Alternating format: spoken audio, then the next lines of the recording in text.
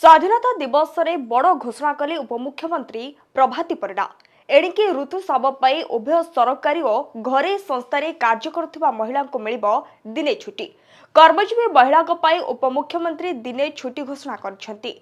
कटक रे स्वाधीनता दिवस पालन अवसर में यह घोषणा करछंती प्रभाती परिडा। सरकारी और घरे महिला कर्मचारी दिनक पई छुट्टी नहीं पारिबे। ऋतुस्राव दिन किंबा द्वितीय दिन में कर्मजीवी महिला छुट्टी नहीं पारिबे बोली से कहिसंती। उपमुख्यमंत्री द्वारा घोषणा होइतिबा एही नियम राज्यर समस्त सरकारी और घरे कार्यालय पई लागू हेबो। राज्य सरकार खूब शीघ्र ऋतुस्राव स्वास्थ्य नीति आनिबाकू जाउछंती। महिला और शिशु विकास विभाग रे प्रथम 100 दिनिया कार्य भितरे एपरि एक बड़ निष्पत्ति निया जायछि। ऋतुस्राव समय रे छुट्टी देबा पई विभिन्न समय रे दाबी होई आसुथिला।